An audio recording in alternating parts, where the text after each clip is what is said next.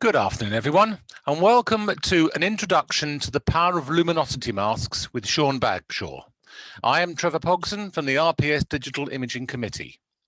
I'd like to extend a very warm welcome to all 600 of you and climbing to today's event. We're glad to see so many of you taking the time to be with us today. In addition to members of the digital imaging, we have many Royal Photographic Society members and non-members from all over the world. Before we get started, I'd like to go over a few housekeeping items so that you'll know how to take part in today's event. This Zoom event has a special question and answer feature. At the bottom of your screen, or possibly the top if you're using a tablet, you will see a Q&A icon. You can click on this to ask a question. At the end of Sean's presentation, there will be time for him to answer questions. Now, his presentation is going to be so good that you will want to thank him for it immediately, but please don't. There will be an opportunity for your feedback after the event, so please, for today, questions only to Sean. Sean will answer as many of your questions as time permits.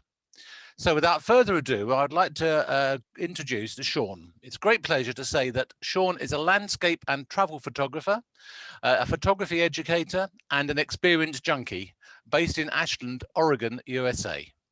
His full-time photography career started in 2004, and before that, he was a middle school science teacher. He began taking photos when he was in college to record and share his adventures on rock climbs and mountaineering expeditions. Over time, his photography evolved from being documentary to creative. Now he spends a lot of his time chasing light, sleeping in a van, eating bad food, and avoiding showers. As we hand over to Sean, I just want to remind you to use the Q&A feature to ask questions, which will be answered after the presentation. So Sean, if you'd like to unmute and switch on your video. Thank you. Hello, everyone out there. Hello, Royal Photographic Society. It's my honor to be here. I'm really excited. It's great to see everyone, or it would be great to see everyone if I could actually see you. But I can see you in my mind and you look marvelous. And also in my imagination, you're all viewing from someplace very dignified. I don't imagine that anyone is on their couch or in bed in their pajamas with their feet up and a bottle of wine and a computer balanced on your lap. I can't imagine that at all these days. Yeah, like I said, it's my honor to be presenting for the Royal Photographic Society, although I have to admit I'm a little nervous because being from Oregon in the Northwest of the United States here, we're a fairly rustic and unsophisticated bunch. So anything royal in the title, I'm not sure I know how to conduct myself. I think the closest contact we come to royalty in any titles around here is at the drive-up window at Burger King or Dairy Queen. So, but nonetheless, I'm very happy to be here, and I'm excited to share with you what I have to share today, which are some methods and some tools for developing images in Photoshop that I hope you will find helpful in your photography, or if nothing else, at least a little bit interesting or intriguing. So with no further ado, I'd like to just jump straight into it. We have a limited amount of time and it's a big topic and we could go for hours and hours, but we'll get through as much as we can in the time that we have. So the topic, as I think everyone knows, is luminosity masks, and a tool that I use to work with luminosity masks in Photoshop, which is called the TK panel. And we'll get more into that. But I want to start off by sharing my screen here. And I think, let's see. Hopefully everyone is seeing my Photoshop screen. Let me know if that's not the case. So in Photoshop here, I've got a few images and I've pre-prepped them with some adjustments that I've made with Luminosity Mask, just to kind of whet your curiosity before we get started, just to see some of the kinds of things that we can do. So this is a raw file kind of straight out of the camera. And then after applying some Luminosity Mask adjustments, we can make these kinds of adjustments with Luminosity Mask. We can also make color adjustments with Luminosity Mask. So watch the yellow leaves there. So it's a subtle change, but I hope that's coming through. So that's another application for these types of masks in Photoshop. Here's another one. So before and after. And one more. This is an example of exposure blending. Here I've got mostly properly exposed foreground, but my sky where the sun is overexposed. But with the luminosity mask, I'm able to bring in the proper exposure for the sky. So those are just some quick ideas of the kinds of things that we're going to be looking at how to do today with luminosity masks. Now, before I can really get completely into using luminosity masks, I think I need to spend at least maybe just 5 minutes doing just a quick basic run through of what masks are. I know not everyone uses Photoshop and maybe not everyone's familiar with the masking concept. So I'm just going to do a real brief explanation of masks in Photoshop so that anyone who's unfamiliar can at least get the main ideas here. So in our image developing, and I'm just going to delete these 3 layers here just to get back to the original state of this image. In our image developing, we are making adjustments to the images. And one of the things that makes Photoshop such a powerful and multifaceted piece of image editing software is that it gives you the ability to really control not only what you're adjusting, but where you're adjusting it. And that's what masks in Photoshop do. And the more we're able to, I mean, sometimes we do want to adjust the entire image all at one time. But a lot of our adjustments for very fine image developing, we want those adjustments to go to just a particular part of the image, not to the entire image. And masks in Photoshop are what enable us to do that. So using masks, we can put an adjustment wherever we want it.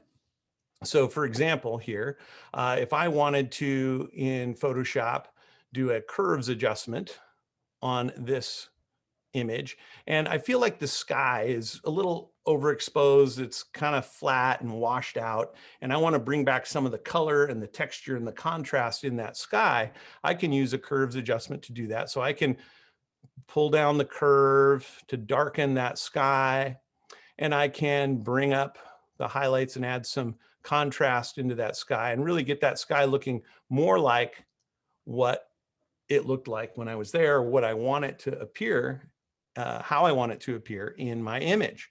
But in making that sky adjustment, and let's see, here's the before and the after, you'll notice that it's really over adjusted most of my image.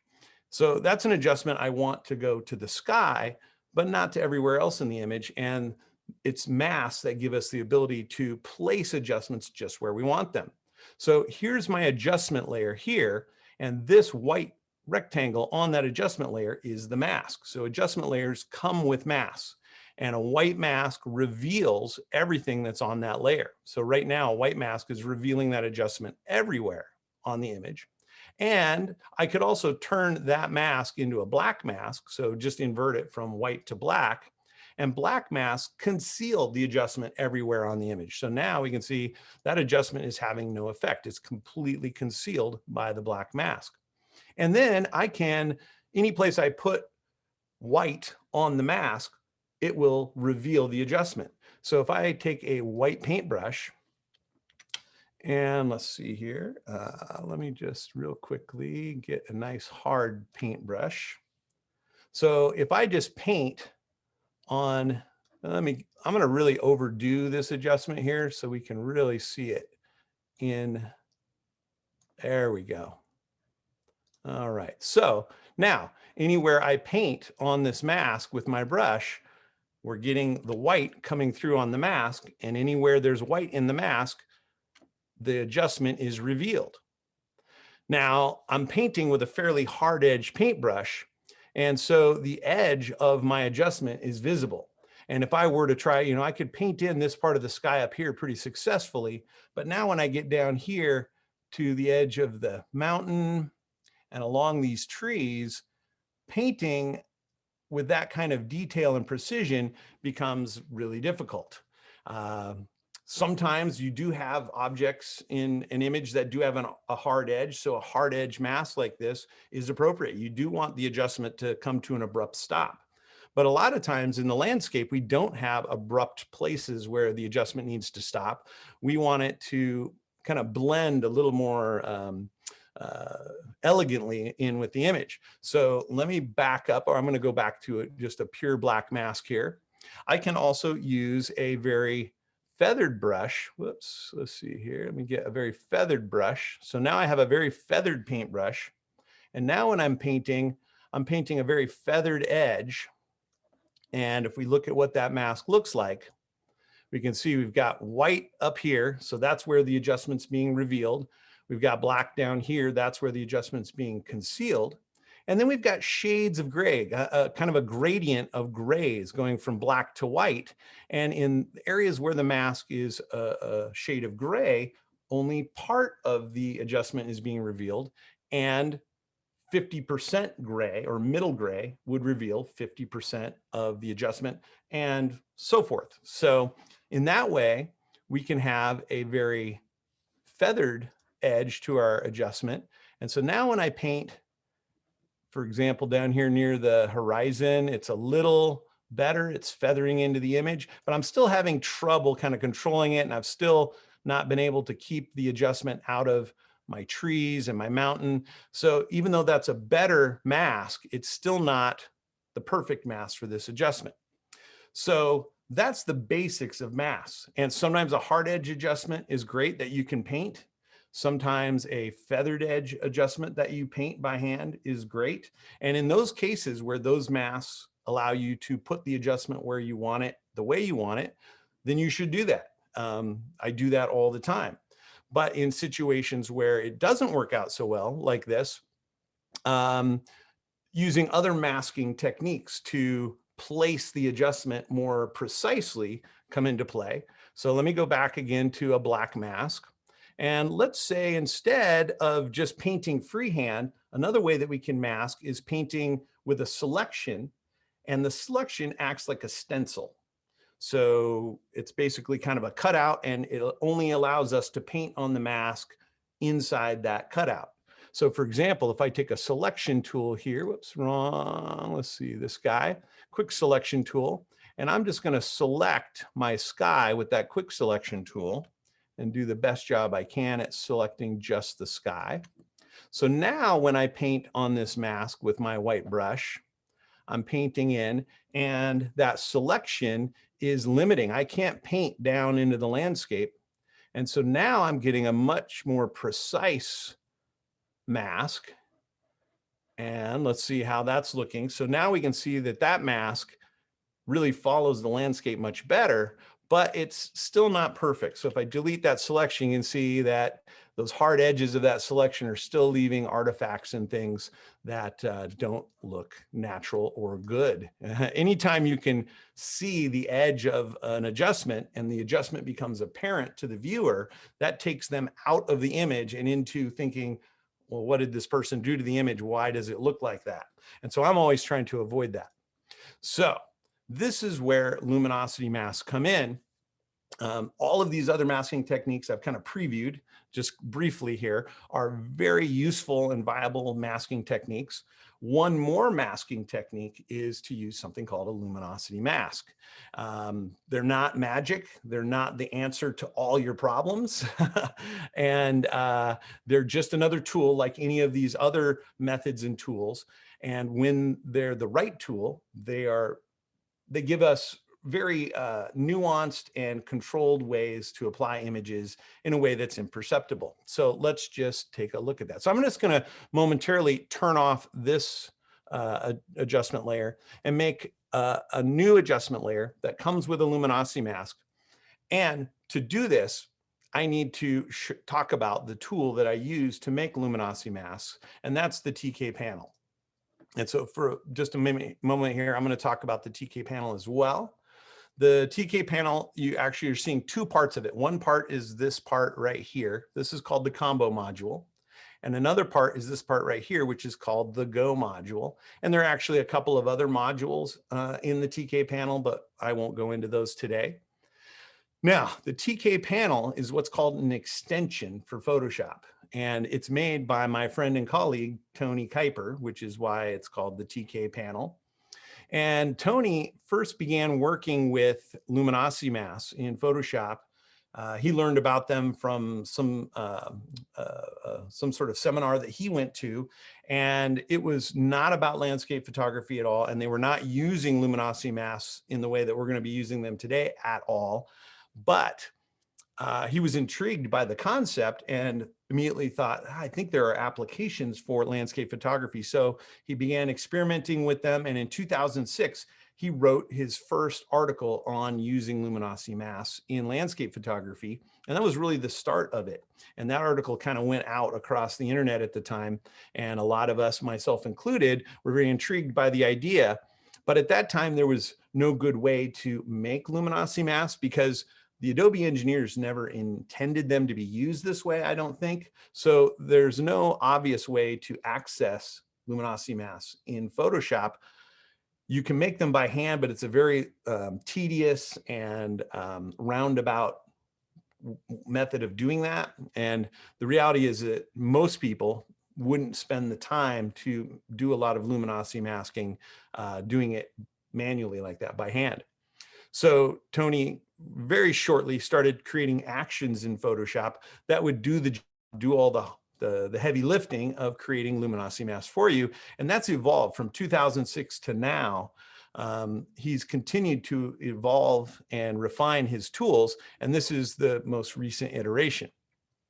So the combo module here, I know looks kind of like a fighter jet control panel, and it can be a little intimidating, but it's not. And actually this panel has nothing to do with luminosity masks. This module is entirely for just doing things in Photoshop that photographers need to do and are doing all the time anyway. And it just makes them easier, faster, and more accessible. So all of these buttons do something that Photoshop does anyway, but you'd otherwise have to go search for it in a menu somewhere and submenus, and finding things in Photoshop is very laborious and tedious. Or you have to know a keyboard shortcut, have that memorized, or you have to go search in a panel menu to find that. So finding things and knowing where things are, and even if you do know where things are in Photoshop, going to find them just takes time. So all of those things that photographers use the most are right here in the panel. They're color-coded, they're labeled, and you can even hold down the Alt or the Option key, and as you hover, you'll get a little description of what each button does, and that then, if you don't remember, you can get a little hint of what that button's for. So this just really simplifies and speeds up working in Photoshop for anyone who's a photographer. That's what this module is. Now this module, the Go module, is all about luminosity masks. It creates, modifies, and applies luminosity masks. And so finally, we're getting to the meat of the whole reason why I'm here today. So what is a luminosity mask? Well, the first thing we have to understand is how digital images are kind of built. What are the building blocks of a digital image? Because luminosity masks are in a category of masks called pixel-based masks. So before, when I was just hand painting a mask with the paintbrush, that's not based on anything about the pixels in the image, just where I paint. When I made that selection, that was based on a hard edge selection that I created with a selection tool, but it's not really reading anything about the values of the pixels themselves. A pixel-based mask is based on the pixel values themselves. So let's zoom in here. I've got the zoom tool, and I'm just going to zoom in on this image. And if we zoom in far enough, eventually what you'll see is the individual pixels. And the reality is that all digital images are just made up of three pieces of information. That's it. It seems like digital photography is this very complex thing, and it is. But on the other hand, it's very simple, because all digital images consist of three values, which are luminosity or brightness, hue or color, and saturation. So every little pixel that we see here, this pixel, what determines what that pixel looks like is what the luminosity is, how bright it is, what hue or what color it is, and then how saturated that color is. And if you know the luminosity, hue, and saturation of every pixel in the image, then you know what that image looks like. That's what determines how that image looks. When we zoom out, those millions of pixels, we don't see the pixels anymore. We see how they come together to make an image. Now, let me go back in and let's see, let's get to a spot here where we've got like a lot of different things. So here we have different colors, different saturations, and different brightnesses of pixels. And I'm going to click this button in the Go module and let's watch what happens. Notice now that all the color has gone from the pixels. So there's no hue and there's no saturation. All that we're left with, now you'd think it's a black and white image. Well, it's true. A black and white image is only luminosity. It's only brightness values, shades of gray. So a luminosity mask is a pixel-based mask that creates the mask based on the luminosity or brightness values in the image. So if we zoom back out here, that luminosity mask just looks like a black and white image. But if you remember what we learned about masks in the Masking 101 a few minutes ago, is that the brightest areas in the mask, the white areas, are what reveal an adjustment. The darkest areas in a mask, the black areas, are what conceal an adjustment. And the shades of gray in between black and white reveal or conceal different amounts of the adjustment based on how dark or light the shade of gray is. So in that way, a luminosity mask is a mask, or it can become a mask on an image or on an adjustment, but it perfectly matches the image pixel for pixel. And it is precise like a hard edge mask. So it follows every branch and needle in those trees. And it's also feathered because it's feathering along with all these tones, feathering from the sky down into the water, and from the sky, a harder edge feathering right to the tree. So luminosity masks are kind of precise, both precise and feathered at the same time. And that's what makes them particularly useful for some situations. Now, back to the TK panel. So what is this panel? How do you get it? It's basically an extension for Photoshop. Photoshop, as far as I know, is one of the few, if maybe only, image editing pieces of software that allows third-party developers to create software that can be installed within Photoshop. And that's what panels are. And there's lots of panels out there. This is the panel that Tony Kuiper makes. It's kind of like your smartphone. When you get it, your smartphone can do all kinds of things, but you can also go to the App Store, and other people who aren't the maker of your smartphone have created third-party apps, and you can install those apps on your phone and make your phone even better. Well, that's what extensions are for Photoshop. They can make Photoshop even better. So in the TK panel, let me just get out of here. There's a basic workflow for creating masks that you're going to see me do several times as we go through today. And up here, number one is you choose what's called a mask source. And these buttons are all for different sources for generating the initial starting point masks. And earlier I said that they're actually called pixel-based masks because these masks can be based on any of the three pixel values. So you can make luminosity masks based on luminosity values, but you can also make color masks, which are based on the hues of the pixels. And you can make saturation masks, which are based on how saturated the pixels are. So in that way, you can actually make a whole variety of different kinds of pixel-based masks. We're going to mostly focus on the luminosity variety. So the first step in the panel, Tony's tried to really make this layout very simple. It's a 1, 2, 3 procedure. One, choose a source. So if I want to use a luminosity-based mask based on the luminosity values, this is the luminosity source button. So I click that, and that now sets up the initial starting luminosity mask and gives us some controls for creating a mask that we want to use. And in this area here, to control what type of luminosity mask it is, we can choose different lights masks. So we start with a lights 1. That's what we're viewing here. But if we go to a lights 2, That's now a more targeted lights mask. You notice that the dark areas of the image now are darker in the mask. And so we're really kind of focusing in on just the brightest values. And if I go to a 3, we're really just going to hit those very brightest parts of the image with this mask. And I can also go to darks masks, which dark masks do the exact opposite. Instead of targeting the bright areas of the image and protecting the dark areas, this will allow me to adjust the dark areas and protect the light areas. And I can go to more and more focused darks masks. There are also mid-tone masks that target the mid-tones within the image. So if we look here, we notice that the brightest areas are dark in the mask, so they'll be protected.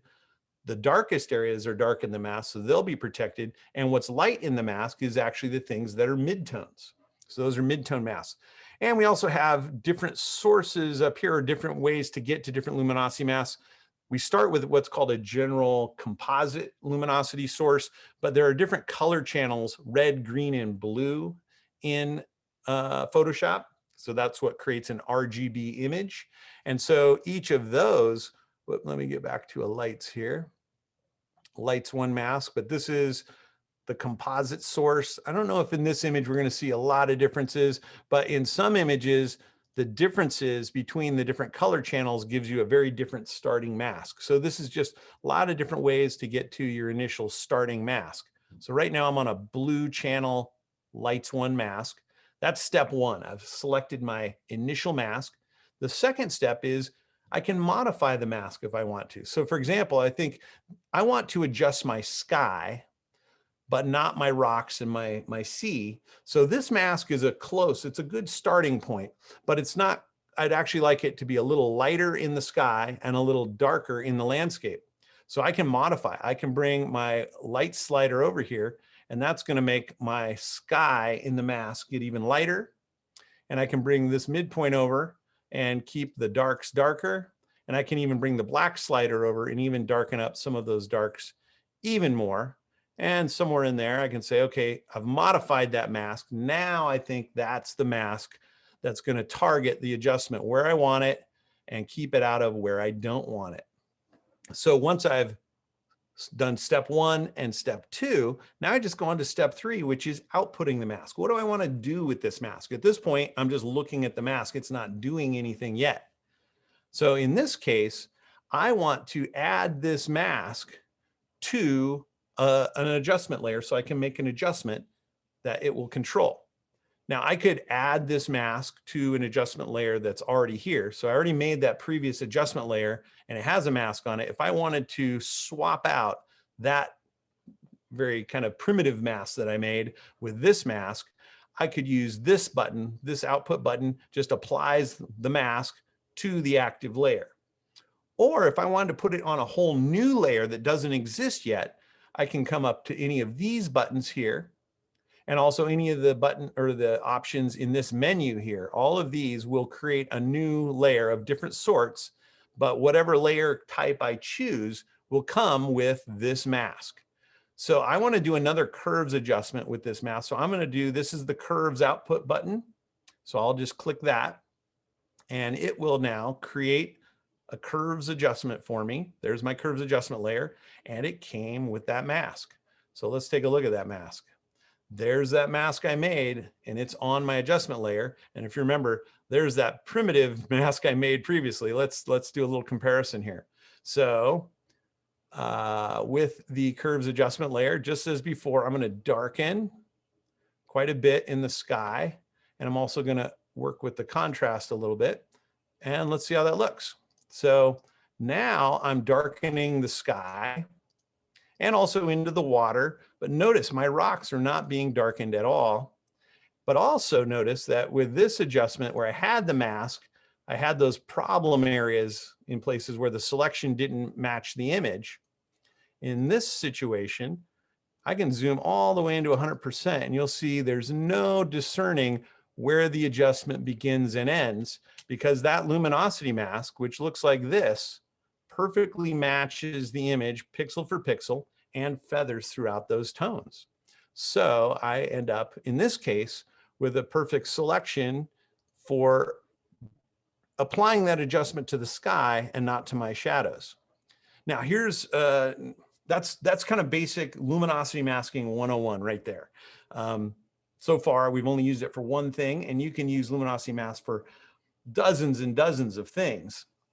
But we'll start kind of at the basic level, and then we'll work through some more advanced different ways to use them. So now let's look at another thing I want to look at here, which is, this is still technically kind of a global adjustment. If you'll notice, this adjustment, even though it's favoring the bright areas of the image, it is going throughout the image except for any place that's completely black in the mask. It is being pretty much fully concealed in these darkest parts of the image, but I think it's going into maybe my water, my ocean water back here, and into this hillside here more than I like. It's not, I like the sky a lot. I'm not sure I like the rest. So I would like to be able to, in combination with this luminosity mask, also localize the adjustment more just to the areas where I really want it. Well, in Photoshop, you can modify any mask at any point. And we already saw, let me just close the Go module here for a second so we can see this easier. You can modify any mask by painting on it with a white brush or a black brush or whatever. So you might say, well, you just grab a black brush, and anywhere in this mask that we don't want that adjustment to be, you know, we could say, if I don't want it to go on this hillside at all over here, I could just come in and paint that part of the hillside black, and I can, that works great. And if I come down here and paint down into the ocean, I don't want it down here either, and paint along here and just get it out of anywhere where I don't want it. And now let's see how that looks. Let's go back to the image view. That's the mask view. So the image view looks pretty good. I definitely got the adjustment out of this hillside in the water here, but I also notice I painted over into my sky a little bit, and I don't know how well that comes through in the stream here, but I've got a halo that, because I over painted a little bit. So what I want to do is go back to my mask, and actually I didn't mean to paint out there, so I should be able to just take a white mask and go back the other direction. But now you'll notice I've lost the characteristics of my luminosity mask. So painting directly on the luminosity mask ends up destroying your luminosity mask. And now what I have is actually a halo going the other direction, a dark halo coming down the land, which I also don't want. So here's a great technique for how you can localize a luminosity mask without destroying it by painting on it. So let me just back up in the history here to back before I destroyed my luminosity mask, I think there. Okay, so I've got this nice, perfect luminosity mask, and I want to paint it out of certain areas and paint it into other areas. So I want to mask, but I don't want to mask on the luminosity mask. I want to mask, I wish I could put a mask on the mask. Well, in fact, you can, and it's a technique that Tony Kuiper came up with years and years ago to address this problem called masking the mask. Now in Photoshop, you can't put a second mask on the same layer.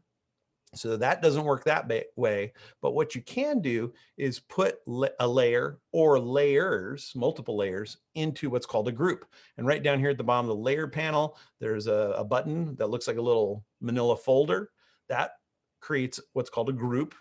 Or you can also use the folder button here in the combo module. Does the same thing, but for me, this is much closer than going down there. And also, this has two sides to the button. This allows me to add a group with a white mask on this side or a group with a black mask on this side. So it just kind of reduces the total number of clicks I have to do in Photoshop. And in this case, I want to reveal all the adjustment, and I just want to paint black in a few small areas to conceal the adjustment. So I actually want a group with a white mask. So I'm going to click there, and here's my group, my folder, and there's that white mask. And now this adjustment layer and this luminosity mask are inside this group. I can close the group and it goes away. If I open the group, there it is. So it's inside the group. So now instead of painting on this mask, I paint on this mask. So if I grab my black brush, I can paint over here in this area and remove the adjustment from anywhere I want. But if I realize that I went up into my sky where I didn't want to go, it's on this mask, and my mask underlying inside the group has not been affected. So I can switch over to a white mask and go back the other direction and paint the other direction, but I haven't lost the characteristics of the luminosity mask. So as I'm painting back in a very crude way here, this mask underneath is acting kind of like, you know, the lines in a coloring book. It's helping me not go outside the lines.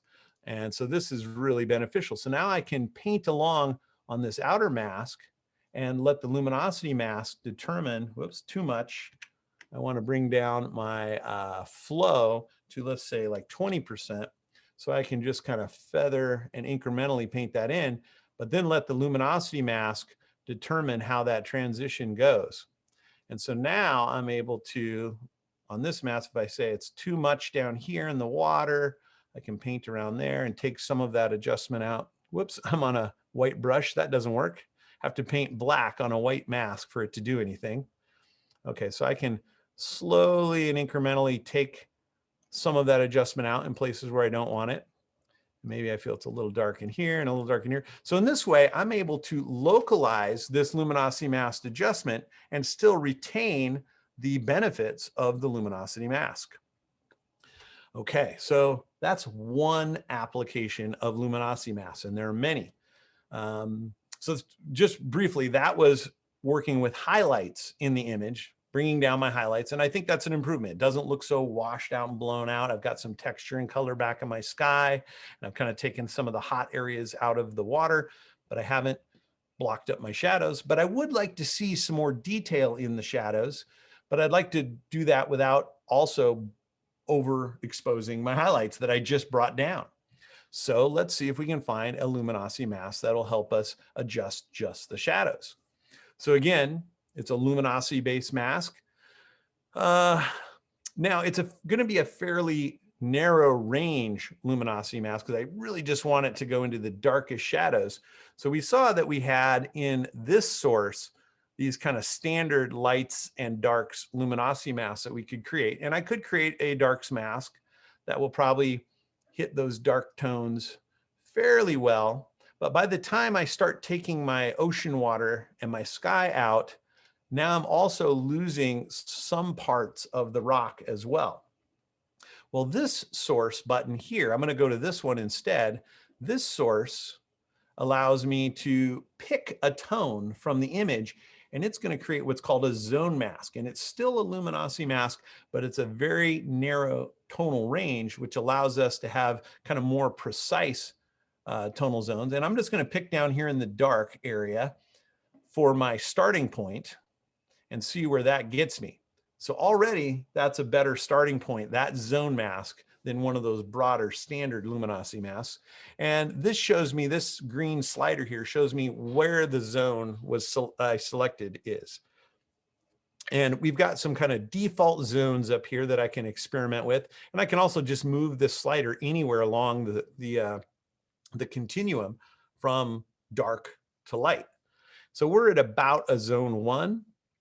I'm curious just to see what, if I went a little darker than a zone 1. Yeah, so as I go this way, eventually I go too far, but somewhere in here, there's a zone that I'm really selecting, I think, those rocks really nicely and selecting as little of everything else as possible. And just so you can see what some of these other zones look like, let me click a 2 and a 3 and a 4. And this is what's so great about having a panel like this, because if you've ever handmade luminosity masks before, those 3 clicks I just did, that would have been about 2 hours worth of mask creating if you were doing it manually. But with the panel, it's just as easy as clicking, and then you instantly get to see the mask with that just that quickly. And yeah, none of those are light enough in the rocks. Like I said, that zone 1 was close, but even slightly below a zone 1, somewhere in there, I think is getting, whoops, let's see, I want to go maybe there. That's my good starting point, but I can still modify it. So if I want to get the light areas in here even lighter, I can still work with that. And I can also still, let's see, I'm not sure I want to bring over my midpoint, but maybe my blacks, well, maybe the midpoint slightly. I don't know. It's hard to say exactly, but let's say somewhere in there is going to be the mask I think that's going to work. And the great part about this too is you don't have to know. You're just looking at the mask and you think it'll work. And if it doesn't, you can modify it after the fact, or you can throw that mask away and just build a whole new one. And so there's no penalty for just experimenting and trying a mask if you're not sure if it's going to work or not. Okay, so I want to work with those tones in the shadows, and I think this mask is going to do it. And this time, instead of a curves, I could use curves again, or I could use levels, but I'm actually going to keep it simple and use just a brightness contrast adjustment, which is this button right here. So I'm going to output this mask to a brightness and contrast adjustment layer. And now that I've made the mask and output it, I can close the Go module so it's not taking up space. And here's my brightness contrast adjustment, and it certainly does have that mask on it. So now let's try making an adjustment with that mask. I can bring up my brightness and notice that my shadows are getting brighter, but look at the sky. Sky is not getting brighter because that's what the mask is controlling. And I can also work with the contrast in those shadows and try to find where's the right balance. And it looks pretty good. Let's take a look. Pretty good, but again, I like what it's doing in here. It's going into parts of the image where I don't like it. And so again, I can localize that luminosity mask adjustment by using the masking the mask technique by placing it in a group. And this time I actually want to start with a black mask and paint with a white brush just to paint the adjustment in certain areas. So instead of this side of the combo module, I'll click on this side. And now it's put that adjustment into a group with a black mask, and I can get a white brush and now just paint on the mask with my white brush in the areas where I want that adjustment to come through. And so I'm bringing out those shadows in these rocks in these very localized areas where I want that to go. But I'm also, if you'll notice, if I paint up here, that doesn't go into the sky. So even though I painted up into the sky, I got very sloppy here and painted up into the sky on this mask is black in the sky. So that's protecting my sky. So even if I paint up there out here, it doesn't matter because it's being protected by the mask inside. And so now I've done this wonderfully targeted luminosity mask adjustment just to the shadows right where I want them. So here's the before and after for this image so far where we've gone just with a couple of quick luminosity mask adjustments. All right, checking time. Oh, we are doing great on time here. All right, now that we've kind of got the basics of how the panel works and what luminosity masks are and the basics of some of the adjustments that we can make with luminosity masks, let's look at some other uses.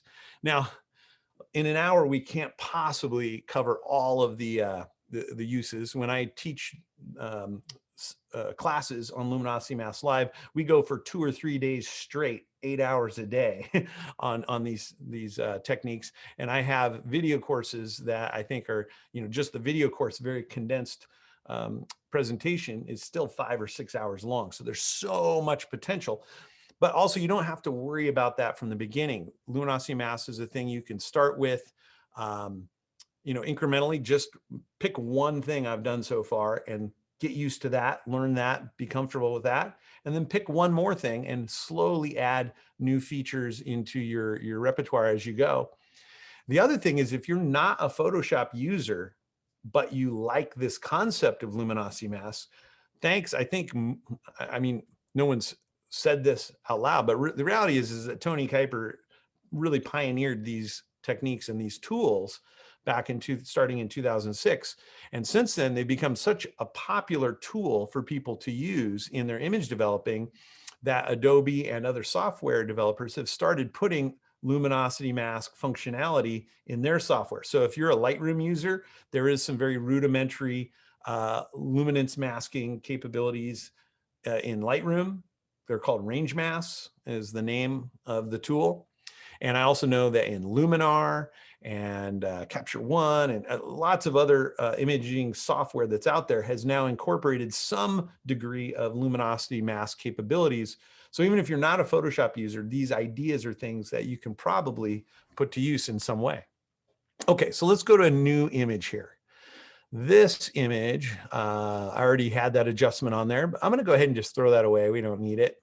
We're going to make it all brand new.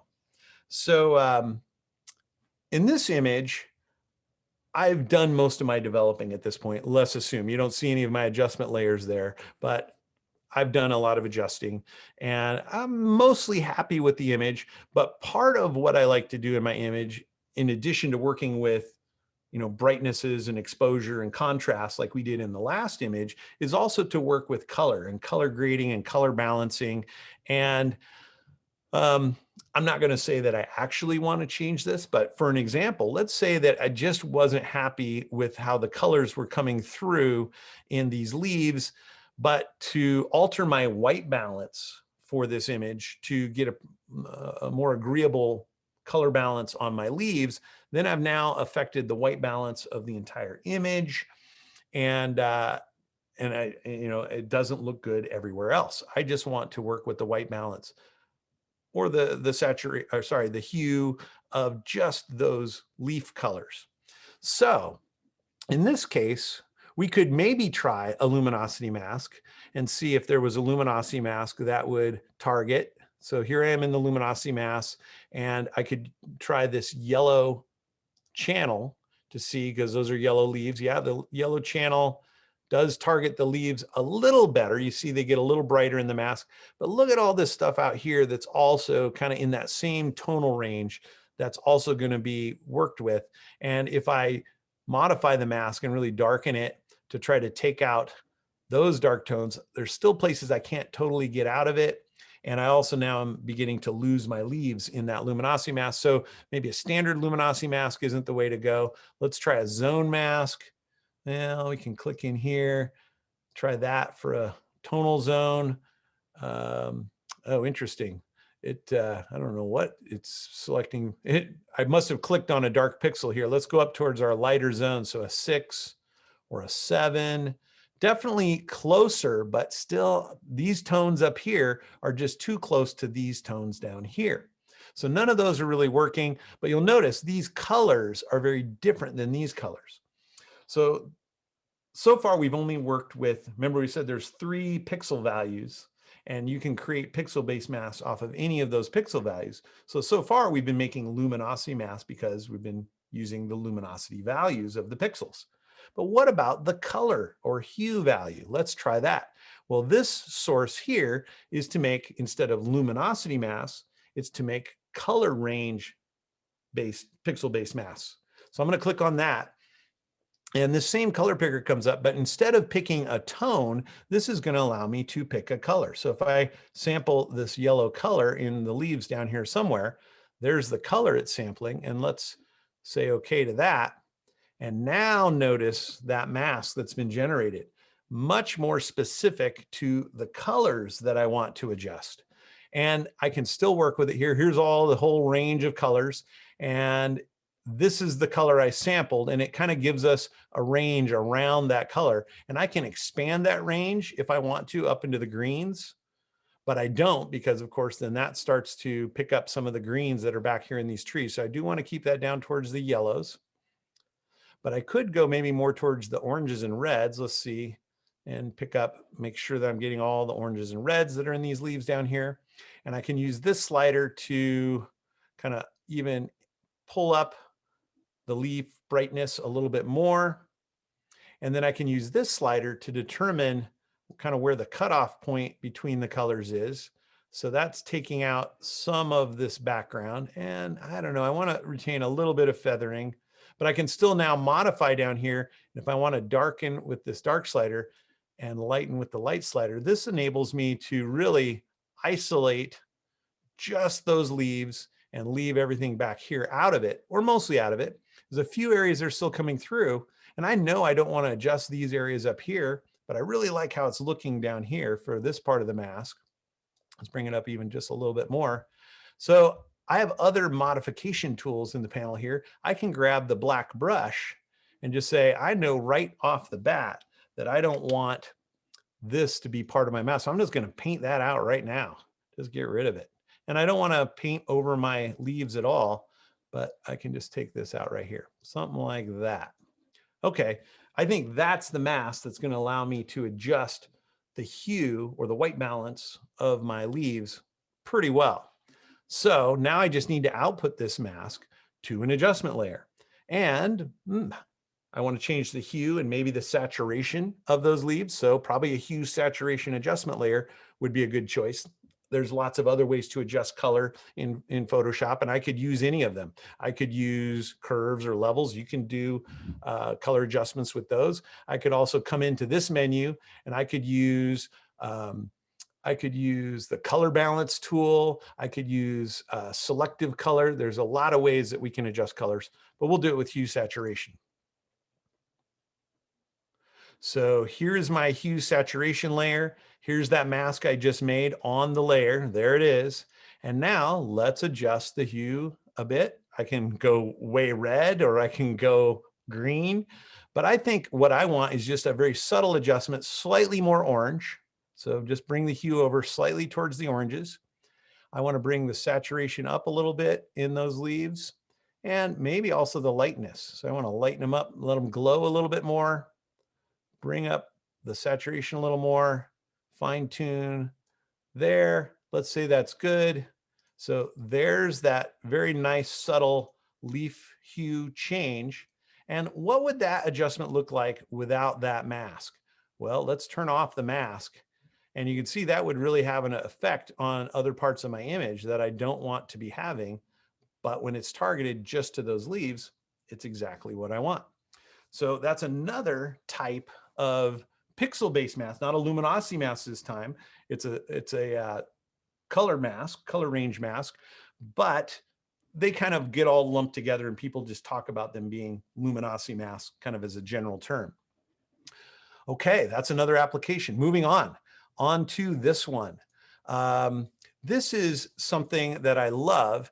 One of the things, kind of an age-old technique in photography is dodging and burning. Now, of course, in a dark room with a chemical wet process, dodging and burning is done very differently than how we do it digitally in Photoshop.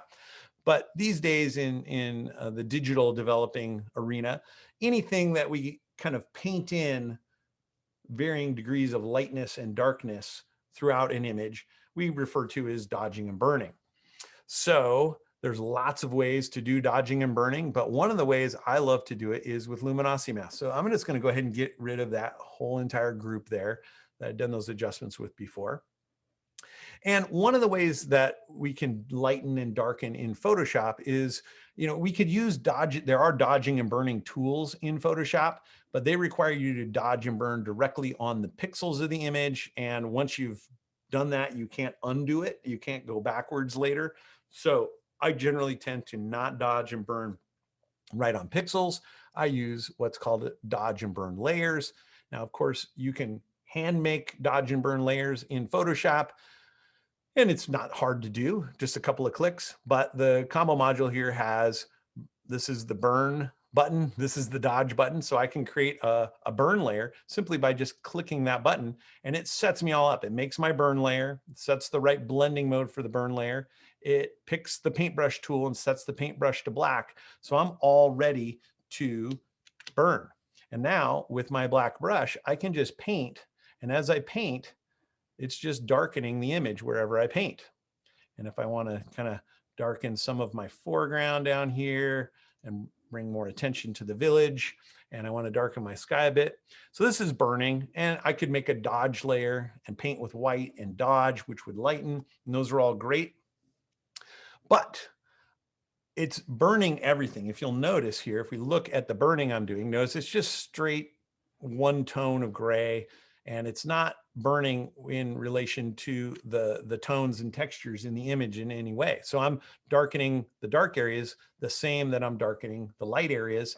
And so I'm kind of dulling up some of my brights. And I'm also not creating a lot of dimension or texture there.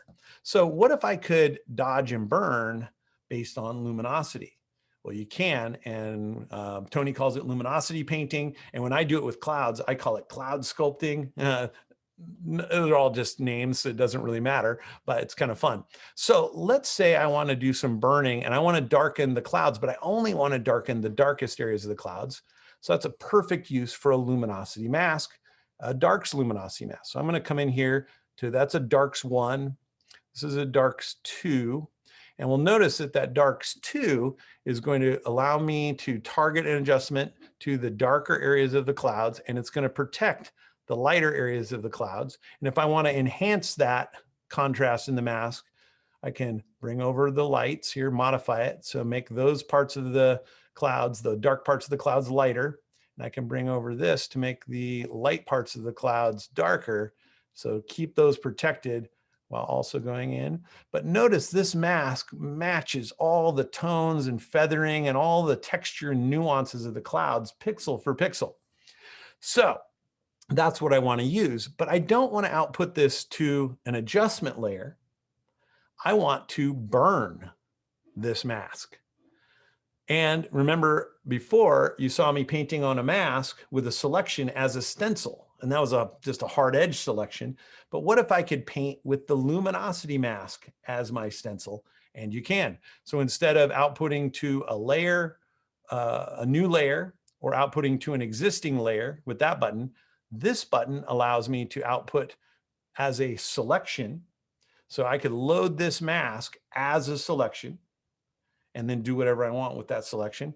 Or I can also, right here, I've got dodge and burn tools in my output section. So if I know I want to burn with this as a selection, I can click this button right here. And what this does is it creates a new burn layer and it loads the selection. You don't see the selection lines, but up here in the panel, these red dots let me know that that selection is there. And if I want to see the selection, I can do this, and there's that selection, but that really doesn't show us anything. It's just distracting. So the panel automatically hides the selection lines. And now when I paint, let's see what happens here. So I'm painting with my black brush, but notice the dark parts of the clouds are getting darker, and they're getting darker proportional to how dark they already were. And the light parts of my clouds are not getting darker at all. So in this way, I'm able to dodge and burn with the tones of the image and add in some wonderful texture and dimension. And that's why I call it cloud sculpting. And I went a little too far there, so I can switch over to, actually all I would need to do is grab the eraser tool, which is right here, because I'm painting black pixels onto that layer. And I just want to undo some of those dark pixels that I painted just to back it off a little bit. Now I can go back to my black brush and continue my burning. So already look at that burning that I'm doing, very tonally. It's overlapping in the landscape a little bit. We can work with all that with other methods. But for right now, just for the example, this is that mask I'm painting.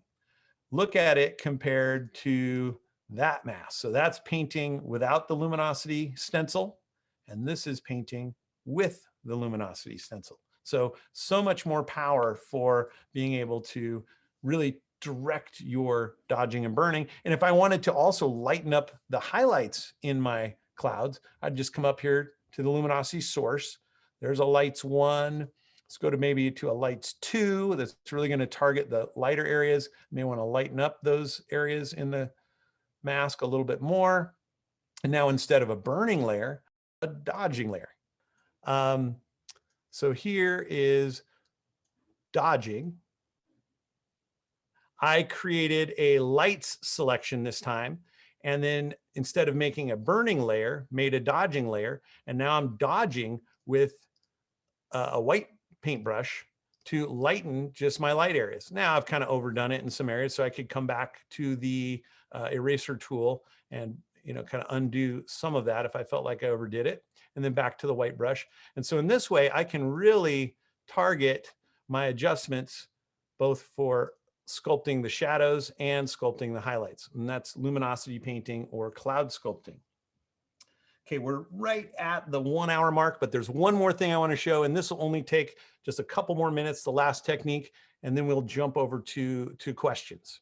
So the final technique that I want to show is what's called exposure blending with luminosity masks. And I already showed these 2 layers. I'm actually going to close that because I want to open up from the beginning. And actually, I'm gonna close everything here just really quickly so you can get the full effect of what we're talking about here.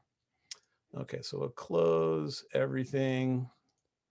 Now you're gonna miss, I'm going over to Lightroom, and from Lightroom, you're not seeing Lightroom, but I'm opening 2 raw files in Photoshop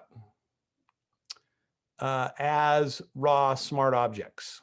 And you'll see those pop up here in Photoshop momentarily. Let's see, did I get both? Yeah, they both came in.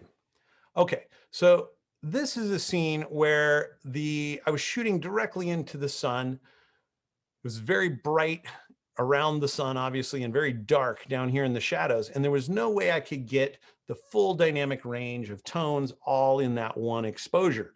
So I could either expose the image like this and see a foreground and have overexposed sky, or I could expose like this and have a properly exposed sky. And now I've got all the blacks down here in my foreground that are being clipped. And with today's cameras, you know, it's possible to recover a lot of shadows these days with very good quality.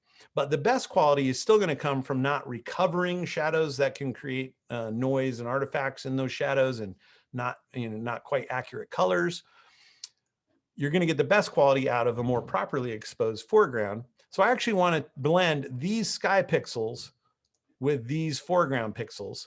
And I'm going to do that just really quickly, just to show the basic concept. And it's something you can look into more on my YouTube channel or lots of places if you want to see more. So the first thing I have to do is get these smart objects stacked together into one document. There's lots of ways to do that in Photoshop. I'm going to do it the TK panel way, which is right here in the TK menu. It has a quick action called stack. And what that does is it puts the 2 layers together here, dark one on top, light one on bottom, and they're still smart objects. And now I'm going to create a luminosity mask based on the light luminosity values here from the light exposure. So I'll go to the Go module and I'll find a luminosity mask that I think targets that quite well. And I think that this lights 1 mask is a great starting point, but I am going to darken the darks a bit. And I'm going to lighten the lights a bit, just to increase the overall contrast in the mask somewhere in here. And now I'm also going to do some painting on the mask, because what I want the luminosity mask to do is only be effective in the what I call the transition zone, the transition from the bright exposure to the dark exposure. And down here, I want to reveal all of the light pixels. So I need to see through to the light pixels. And up here, I want to reveal all of the sky pixels. So I'm going to paint with a black brush down here to totally just block out the mask all the way down into here, something like this. And now I'm going to take the white brush tool and use that to paint out pixels all the way up here into the sky. And now I have a luminosity mask that's just across the middle of the image in the transition zone. And I'm going to apply that to this top layer. And already you can see that that's doing a great blending job, but it doesn't look perfect along the transition zone yet. The mask is doing part of the job, but the other part of the job, which is why we have the raw smart objects, is that I can come back into the raw smart objects, open them up in Camera Raw, and it'll take a second for my computer to open up Camera Raw. There it is. And I can now make some adjustments to the raw file, to the raw data here, to say I want to bring up the shadows and the blacks and maybe the exposure a bit to try to make this foreground more closely match the actual foreground. And I want to bring down the highlights to make sure that I maintain what's up here. I may also want to warm up that sky a little bit. I can make all kinds of raw adjustments here. I may want to bring up the vibrance in the sky, maybe even the saturation a little bit, not too much. Anyway, all these raw adjustments that I can make for the sky. And I'm not worried about bringing out noise in the foreground, because remember, the transition, the mask is going to block out this part. All it's going to do is help the pixels in the transition zone match better. So let's update that raw smart object now. And already that's getting us closer to what we want. But now I'm going to go to the light exposure and do the same thing. And again, allowing, okay, so here we have the light exposure. And again, I want this to make more closely match what the final image is going to look like. So I want my highlights down, maybe shadows up slightly. Maybe the black's up just a little bit in this one. Overall exposure probably down a bit. And this one, I may warm it up slightly as well, but not as warm as I did with the sky. Maybe bring the vibrance up a little bit in the foreground as well. Something like that. Let's try that and just see how that matches. And the great thing is you can go back and forth and reopen the raw smart objects as many times as you want, fine tuning it until you get the blend looking just right. But now at this point, I would say, you know, that's pretty good. So I've now overcome that overexposed sky. And if we zoom in and look at how that luminosity mask is doing the blend, it's just doing a flawless job of finding all these little edges, not creating any visible indication of where the blend is happening. And even up here, where these clouds are overlapping the edges of the sky, it's just flawless. So that sort of exposure blending with luminosity mask is very powerful as well. And a little over the hour, but I wanted to get to that final demo. So let's go to, I'm going to stop sharing my screen and let's go to Q&A. Okay, well, thank you, Sean. Oh, we have got Q&A. Okay. So I will just repeat this. I think a lot of people are already asking questions, but it is now time for you to ask Sean questions, any questions you may have for him. You can click on the Q&A icon at the bottom of your screen, or maybe at the top if you're using a tablet. As I said before, if you want to comment on today's event or send your thanks, please save that for the survey, which we will send you in a few days' time. So for the moment, questions only now, please. Right, well, we've got 16 so far, and so we'll start at the top and work our way down, Sean. Sounds good. From Paul, what is the main difference between the Tk6 and Tk7 panel, please? So Tony is consistently trying to improve and evolve his tools. So he's always working, he's always tinkering, he's always finding better ways to do things, new things to do, and also trying to make the panel more user-friendly, more intuitive.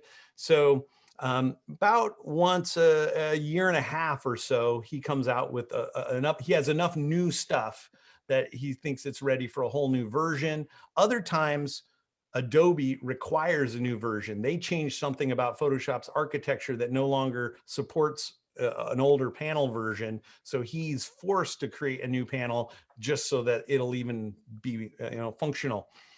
So the difference between TK6 and TK7 is not much. There's some changes in the layout, the user interface. There's some changes in more functions, newer functions. But the general concepts and what you can do in terms of what I just showed are the same. So you can accomplish, I think, everything I just did with TK6 in TK7, also in TK6. TK7, I think, has a lot of great new features, more functionality, more ease of use, some new tools that aren't in TK6. But in terms of what they do or what the purpose is, it's the same. Okay, thanks for that. A question from Sue. Does this panel work with Photoshop CS6?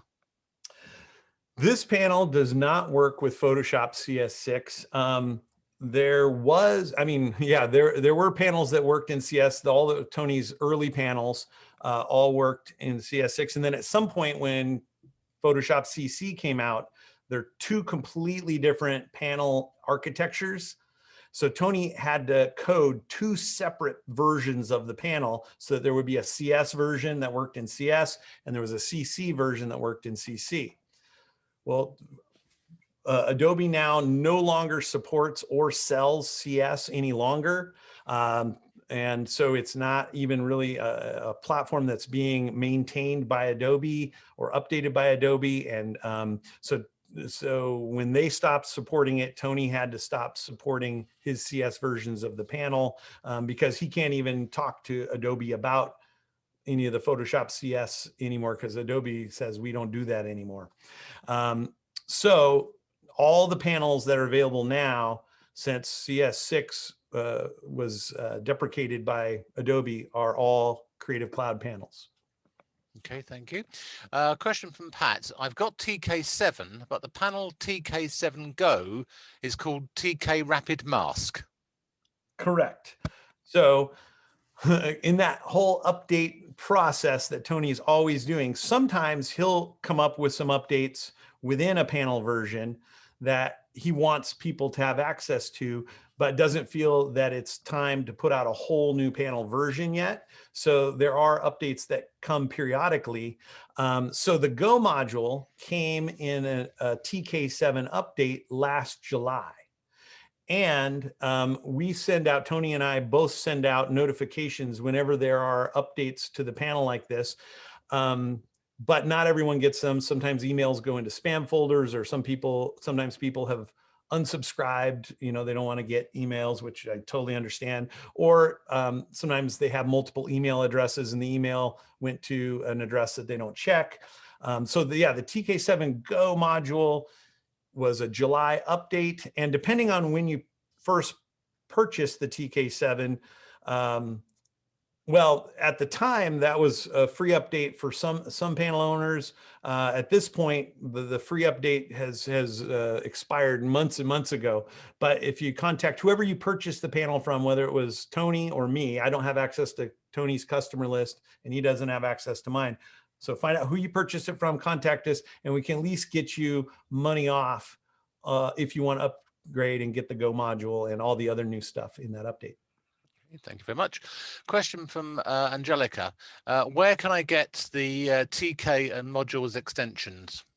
So Tony Kuiper would be the main place. So his website is, if you do a search for Tony Kuiper, it's Kuyper, but his website is just goodlight.us, www.goodlight.us.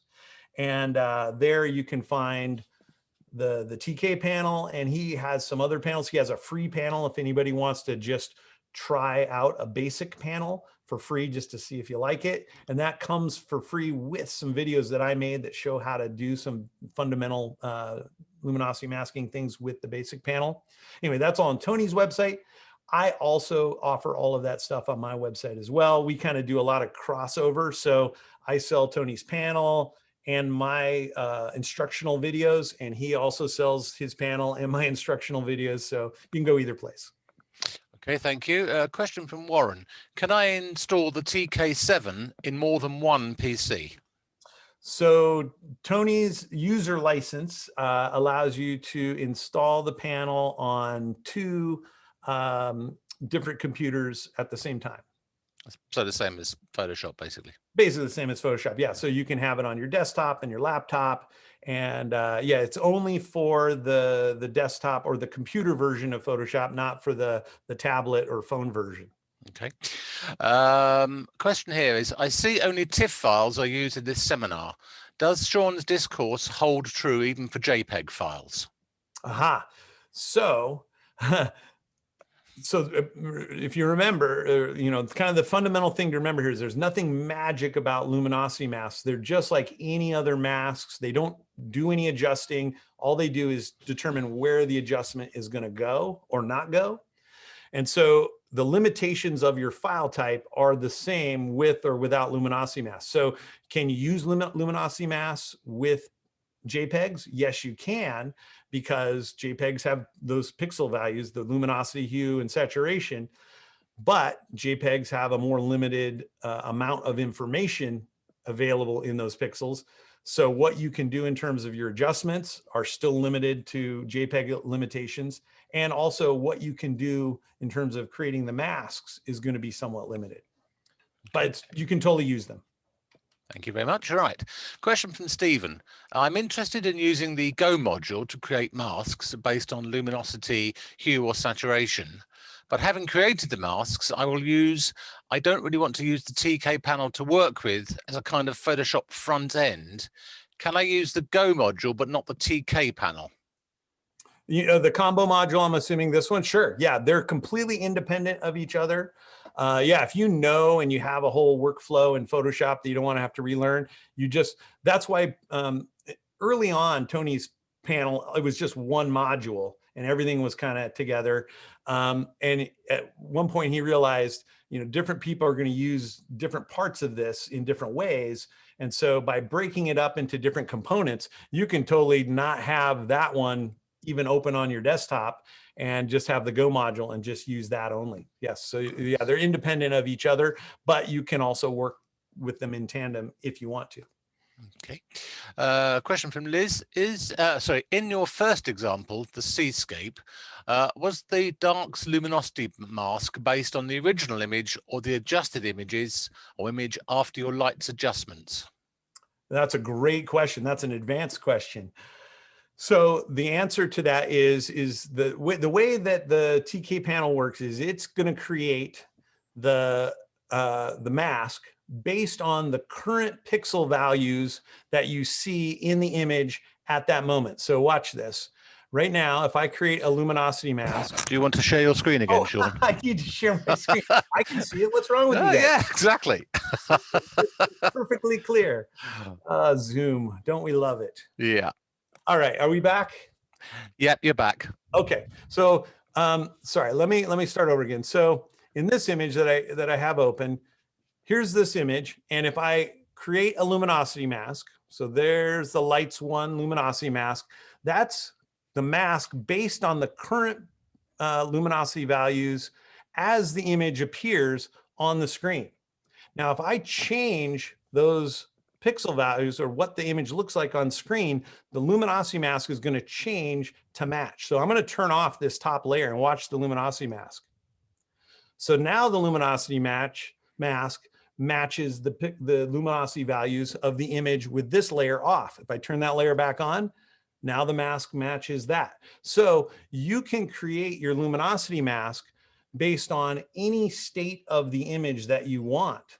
So if you've already made some adjustments and you want the luminosity mask that you make to match those adjustments you've made, then make the mask with those adjustments turned on. But if you want to make the mask from a previous state of the image before you made those adjustments, turn those adjustments off, make the mask, and then you can turn those adjustments back on after you've made the mask. Okay, thank you very much. Can you stop sharing? Yes, great. So that's that one done. Thank you very much.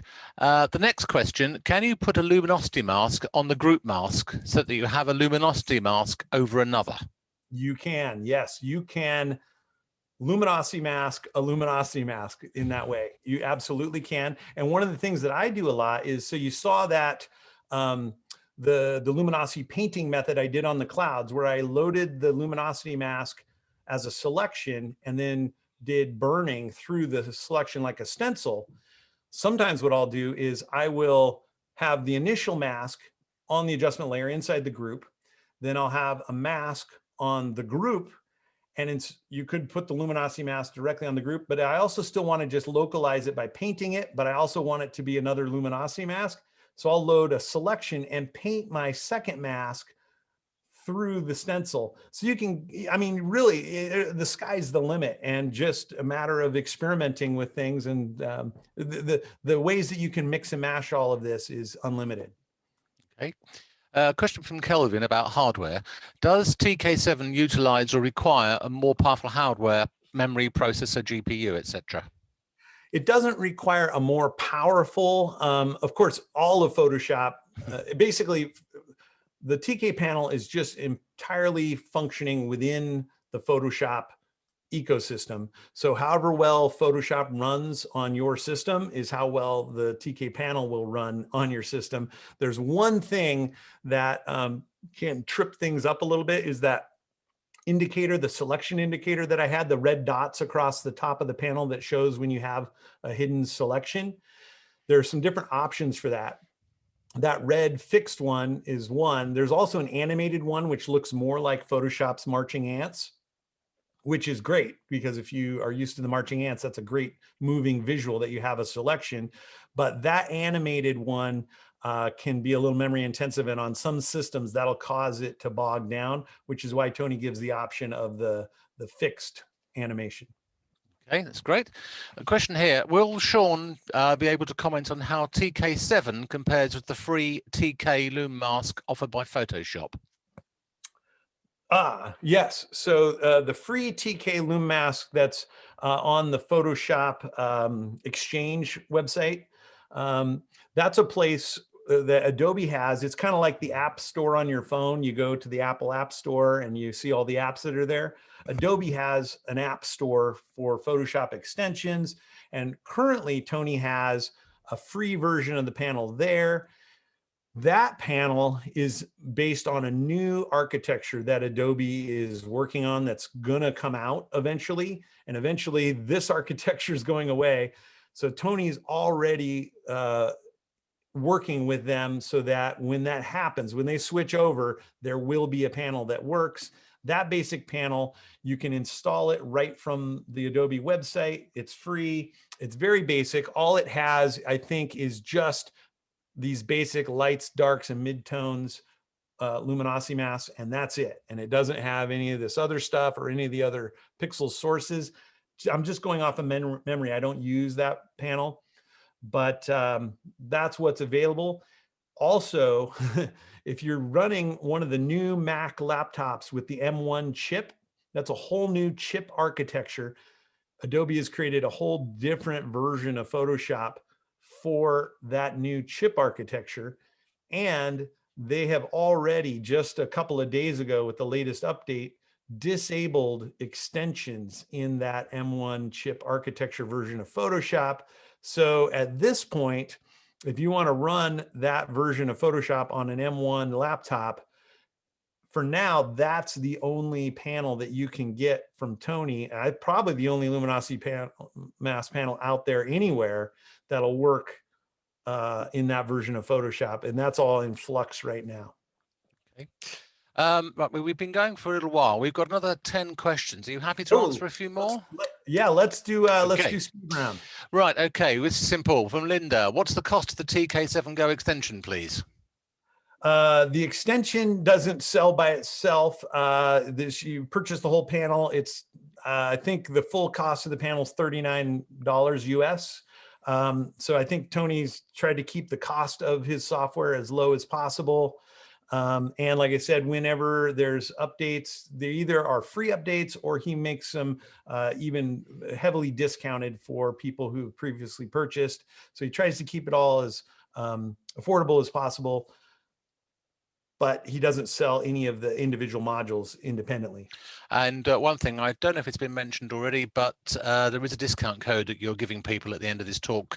For anybody signed into today's event, they'll get that in the email that gives them 20% off, I believe. Is that correct? That'll be 20% off of, anything on my website. You have to go to my website to use that, not Tony's. But that's good for the panel and any of the instructional videos as well. Great. Question from John. Would you recommend trying the free TK6 tool prior to buying the TK7? Sure. Yeah. If you're not sure that this is something that is going to be useful for you, I would say definitely get the free one. Like I said, it comes with some of my video tutorials that'll take you step by step how to try some things. And then from that, you can start off just training wheels, basic baby steps. And if you're thinking, wow, this is great, and I'd love to be able to do some of those other things, then at that point, you can decide whether you want to, invest or not. Okay, this is quite a long question from Richard. You mentioned that some of the functionality of Luminosity Masks are in Lightroom. Can you explain how one might choose one or the other? Undoubtedly, Luminosity Masks are a very sophisticated tool. However, Lightroom arrange masks are incredibly simple. I'm trying to get a sense of the impact of the differences. So what are features which you have made you So I'll start again. So what are features which have made you pick up luminosity masking rather than Lightroom? And do you ever say to yourself, this image requires a very simple solution, so I don't have to go to luminosity masks. I would just simply do this in Lightroom? Absolutely. Great question. And so let's see, to do the answer as simply as I can, I think, first of all, in my workflow, I always start with what occurs to me as the most simple solution first and try that. And if the most simple solution I can think of doesn't work, then I go to the next more complicated and the next more. And so if I think that a range mask in Lightroom is going to accomplish what I need to accomplish perfectly well, and I wouldn't need to go to something in Photoshop, then I'll do that. And in fact, if I can work in Lightroom without any range mask at all, that'll be my first choice because that's the most simple. But how do you know when to do one or the other, and what's the difference? So in Lightroom, the range mask, basically all you have is you have two sliders. One is it brings over and protects the dark values. So you can more and more take out the dark tones out of the image. And the other slider brings over and protects the highlights. So you basically can choose, do I want to protect the highlights? Do I want to protect the shadows? Or do I want to protect both the highlights and the shadows and make it targeted towards the midtones? So that's the full functionality. Now, in a lot of situations, in a lot of images, that's enough. That's all you need. But in some situations, I want to be much more nuanced with it. I want to really refine the mask. I want to do something like the luminosity painting with the mask as a selection, or I want to do exposure blending with the mask. And those are all things that just aren't possible in Lightroom, no matter how complicated you want to get. So yeah, I would say start with what you think will work that's easiest. And if it doesn't, then this just gives you more options to move up to. Okay, that's a great answer. Thank you very much. Question from Paul. I spent a lot of time in Greg Benz's Lumenzia, and the TK panel looks broadly similar, but a lot more complex. What I did not see you do was to modify a lights or darks layer by altering a hues panel, a bit like converting to mono with a black and white adjustment layer. Can you do that in the TK panel? You absolutely can. And I'll just show really quickly here. Share screen again? Yeah, I want to share the screen just really quickly here. So are we seeing it? Yep. Okay, so in the panel, all these sources, this source right here allows you to create masks in the way that this person's talking about in Lumenzia. And it gives you a lot of different adjustment layers on the layers panel here. And all of these can be used to adjust the mask, all of these different adjustments. So that's basically, I think, I don't use Lumenzia, but I'm familiar with it. So very similar functionality there. And yeah, there are, early on, Tony's panel was the only one out there long ago. Are you guys still hearing me? Okay. We are, yeah. Okay. Good. I just want to make sure I didn't drop off again. And then a couple of other panels came on. Greg Benz's Lumenzia is one. Jimmy McIntyre makes one called Raya Pro. And for a long time, there were kind of 3 luminosity masking panels. Now, I think if you probably searched, you'd probably find dozens of them out there, and they all do the same ideas. They all have slightly different variations on how they do it and what the controls look like. What I know about Tony's, because that's the one I work with, is Tony tries to make his very open-ended, so it's usable by anyone with any workflow.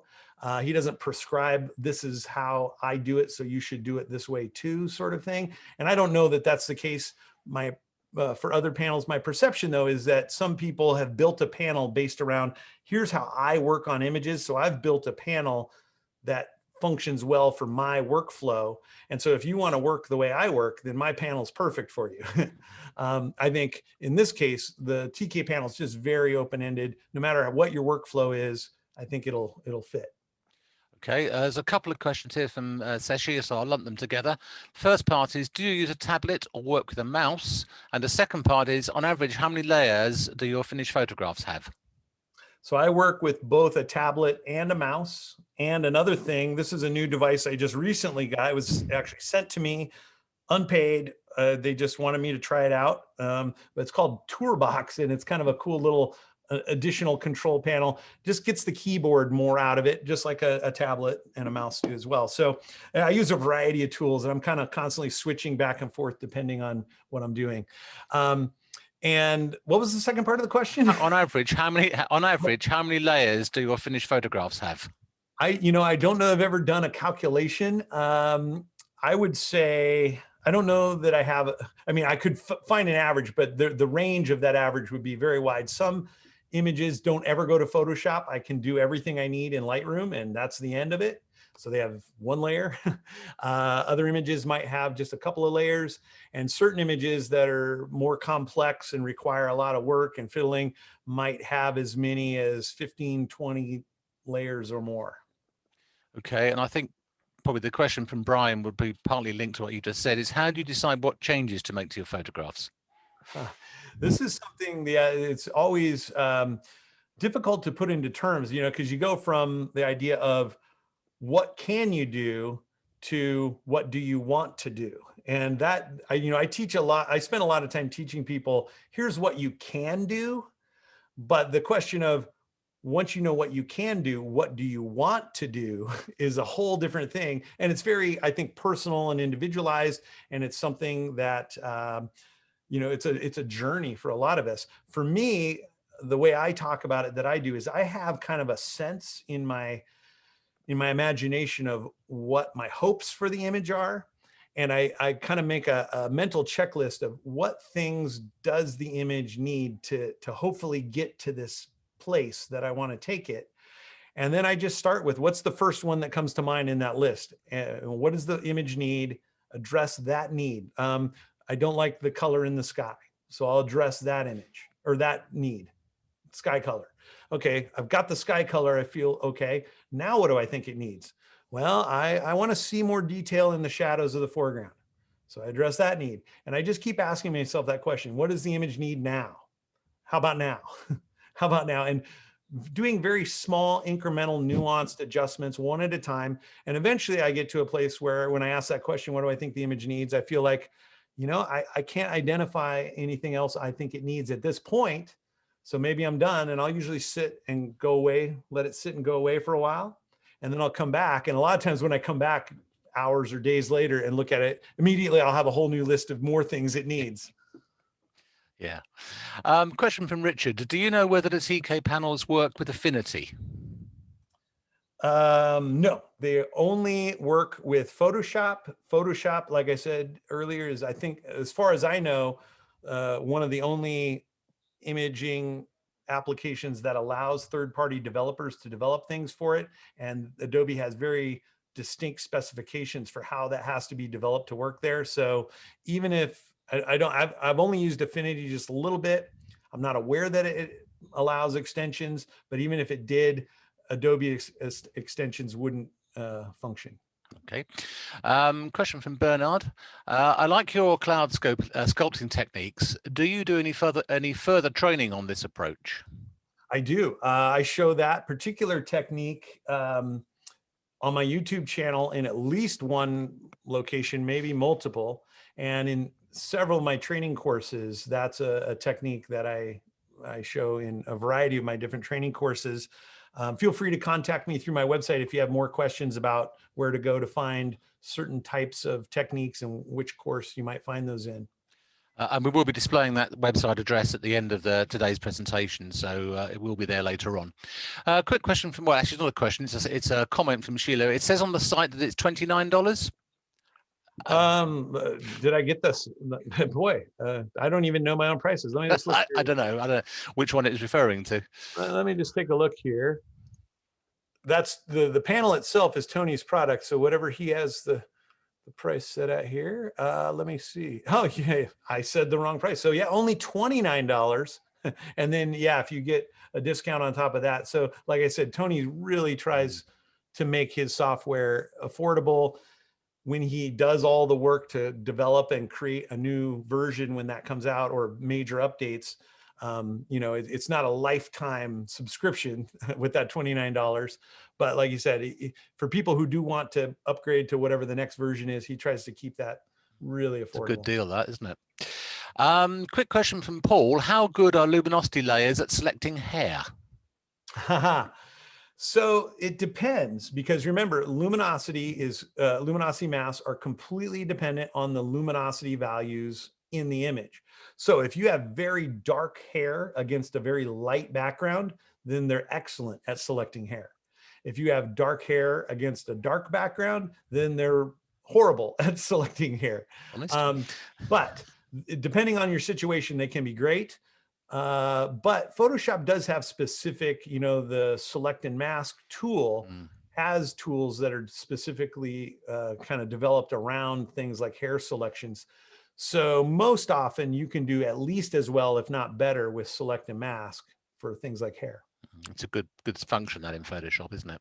It is. Question from David. Are the TK luminosity masks based on the Photoshop select color range, highlights, mid or shadows, range and fuzziness function, or something else? So something else. Early on, in previous versions of the panel, yeah, the color range masks that you could make were just based directly off of Photoshop's color range selection tool. And you could just access that tool through the panel. Since then, it's been a couple years now, I think Tony figured a more refined, more sophisticated way to make color range selections in the back end through code. And so the Tk7 uses that new engine for creating color range selections. And in most cases, I find that they're better. You can still create masks using Photoshop's regular color range selector tool as well. So it's now actually, it's another color range option on top of Photoshop's, but it's not the same thing anymore. Okay. Quick question from Michael. Does Tk7 work with Big Mac Sur OS? As far as I know, Tony works hard to make sure that it stays current and works with all operating systems on Mac and PC. But there, those new operating system updates are always coming along. And when there's a new operating system, there can be a period of challenge while he figures out whatever bugs the new operating system has involved with it. But as far as I know, everything's working now. The only thing that's currently a challenge is this new M1 chip architecture and how Adobe's choosing to support that or not. Okay. Right, we've still got a few questions to go, but hopefully they're quite quick ones. Question from Ray. I've only got Photoshop Elements, but I see there are a set of 4 free action sets available on Tony's website. Just an observation, not sure if Sean can comment. I can comment a little bit. I haven't used Elements for probably 15 years, so I don't know what the current state of Elements is. Tony built those actions to work with Luminosity Mass in Elements years ago. As far as I know, it all still works. He still offers them on his website. It's not a panel. I don't think the Elements allows extension panels. So what it is actions that will build Luminosity Mass for you. But you have to run the action through Elements and you don't get a custom panel with buttons on it. But yeah, if you have Elements and you want to access Luminosity Mass, I think that's the way to do it. Okay, question from Jenny. How do you save your images? How do I save them? Well, I'm assuming So my basic workflow for saving images is, once I go from Lightroom to Photoshop, now what I'm working on in Photoshop is what I call my master file. That's got all my layers and all my adjustments. And I try to work as non-destructively as possible so that I always have access back to any prior adjustment, any mask, anything that I might want to adjust or change in the future. And I save all of that as a TIFF file if it fits within the 4 GB TIFF file limit. If it's bigger than the 4 GB TIFF file limit, then I go to a PSB file, which is Photoshop Big, which can be basically unlimited file size. And I save it with all the layers so that next time when I come back to that master file and need to work with it, they're all there and I can do that. And I do that a lot. I'm finding all kinds of things that I'm adjusting. And then from that master file, I create my various output files. So my master file stays as that layered TIFF file. And then if I need to make a print that's going to be enlarged and it needs to be a different color space and it needs to be sharpened for printing and all those kinds of things, then that's a copy from my master file. If I need to make an output image that's for my website that's going to be small and optimized in sRGB for the web, then that's a separate output copy that comes from the master file. But the master file stays as that layered TIFF file forever. Well, we've got 3 questions to go and then we'll finish. A very quick question from Steve. Is there a long-term plan for when Tony retires?